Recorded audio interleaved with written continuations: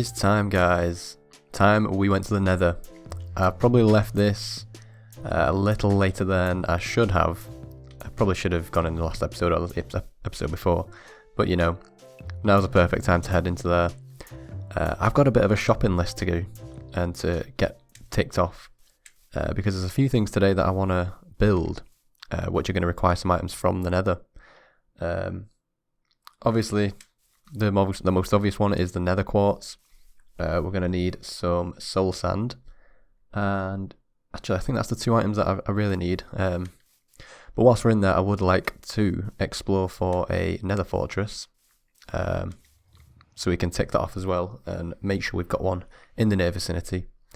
But yeah, the main reason I want the nether quartz and the soul sand for the mine ladder, because you know it's like 100 blocks down to the bottom, and it's just a pain getting back up, so that would be really useful. And the quartz I need for daylight sensors. Oh, also glowstone. Yes, glowstone. And you're going to see why. So let's take our first step into the nether, see what we can find, and see what we've got.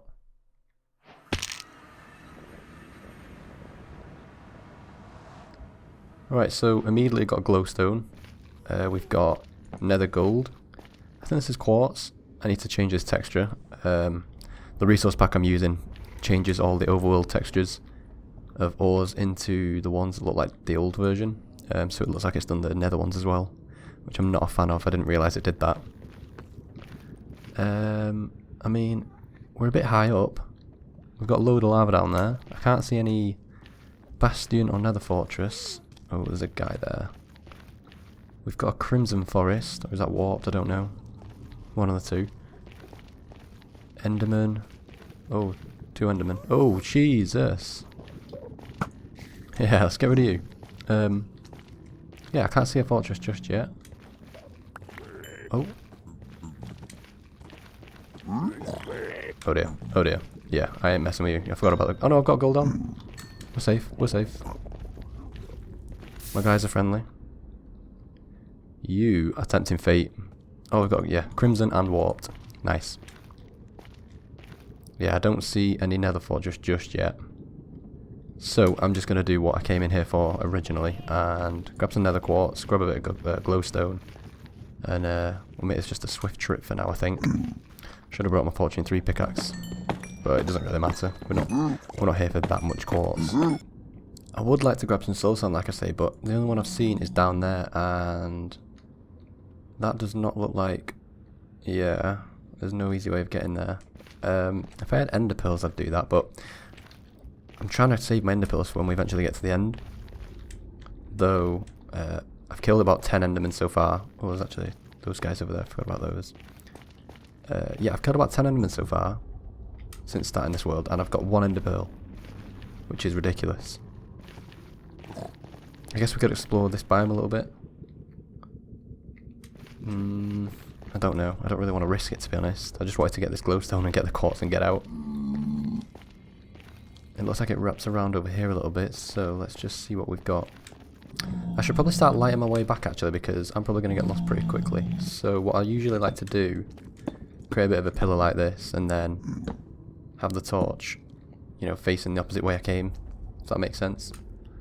Just so I can see the light from the direction I nearly punched him then. That would have been bad. But yeah, just so I can see the light from the way I'm coming, and then I know to head that way. Anything through here? Not that I can see. Yeah. I feel like... Let's do this. Hopefully we can see that from down there. Let's see if we can get to the edge of this part of the nether and see if we can see... Well, I'm not too fussed about a bastion because we're not going to be able to take it on in this gear. But if we can see... Oh, it's an enderman. If we can see another fortress, that would be great. Oh, soul sand, yes. How do I... You know, I'm just going to do this. Right, I only really need one of these, but let's grab a little bit more just for future use. Yeah, should be enough.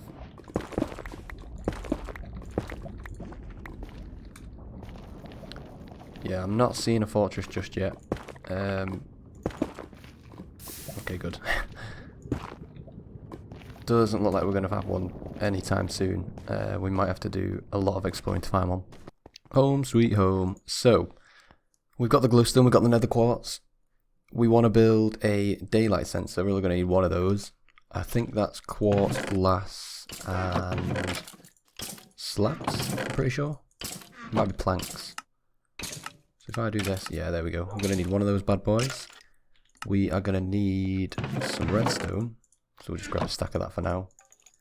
And we're going to make some lamps. And the reason we're building lamps is if we come outside, deal with this guy real quick. Well, actually, it's probably not a good idea to show you in the daytime, but during the nighttime, the pathway and, well, just the area in general is going to get dark. And mobs are going to spawn like this. Pesky little bastards. Whoa. And I want to build some, like, street lamps throughout the pathway next to buildings, you know, just to keep the area lit up. And I want them to come on only at nighttime. There's no point in them being on during the day. So that's why we got the daylight sensor.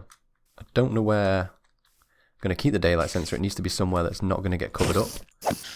So possibly, and we don't want it too far from the redstone either. We don't want it traveling miles away. I think that looks pretty good, to be fair. So we've got a few of the lamps in. We've got the daylight sensor just up here. I feel like this is the best place to put it. It's out of the way, but it's easily accessible. And I've just got the redstone wire running down here and then running under each of these lamps. So what I've gone for is just a basic design. Got some polished andesite. I was a bit torn between polished andesite and using the deep slate, but I eventually chose the polished andesite. I think it looks a lot better. Got some spruce signs and some dark oak pressure plates on top, and just decorated it a bit with some leaves as well, and I think it looks pretty nice. I think we may need, yeah, we're probably going to need, probably need one over here.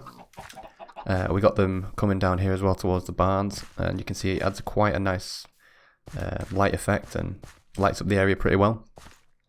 Eventually we're going to have the pathway leading off this way and down to this area, so we're going to build some things down here. I think I mentioned that I want to build a cow pen and a pig pen down here somewhere, so yeah, the pathway will come down here and we'll get some more lighting up.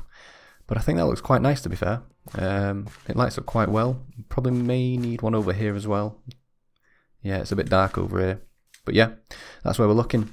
And I just wanted to point out as well, I have been away for about 4 weeks. Basically lost interest in recording.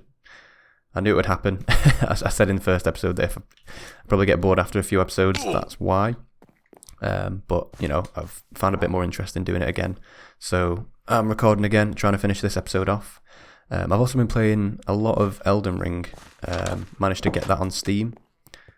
So I've been sinking a few hours into that and enjoying that. I've not really played games like that before, like the Souls series. So it's been nice to try something different and get used to a different like combat system and a different game entirely.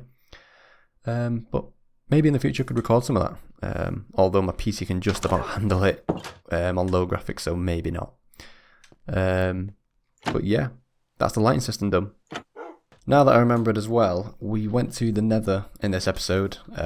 Like I say, it's been about 4 weeks since I last recorded, so I'm just catching up on what I've done.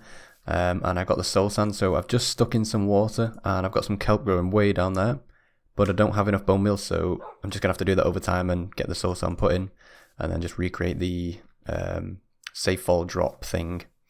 But you notice as well in the start of the episode, I've tidied up this pathway down here a little bit. Created like a little desk just for the little intro I did. And basically this is how it's going to look. I kind of want to do like something on show over here in this corner, but I'm not too sure what. Maybe that could be for the dragon egg when we eventually get that. But I think that'll look quite nice eventually. Probably knock this wall out a bit as well, because it doesn't really make sense the way it is at the minute. And my idea down here is to have bulk storage. So I'm not sure if I want to do auto sorters or if I just want to do chests everywhere and then just manually store it. Depends how much we get. I kind of wanted to keep this a bit more non-industrial if I could, and try and do things a bit more manually, less automated. But we'll see how things go. I did speak about as well over in that area that I want to make a bit of an industrial district, so maybe we'll keep things like that over there and have like a mass storage of things like that. Who knows? We'll plan something out. But I am going to end this episode here. I just wanted to give an update on where I've been, and yeah, that's pretty much it. So yeah, hope you've enjoyed this episode, and I will catch you in the next one. Peace.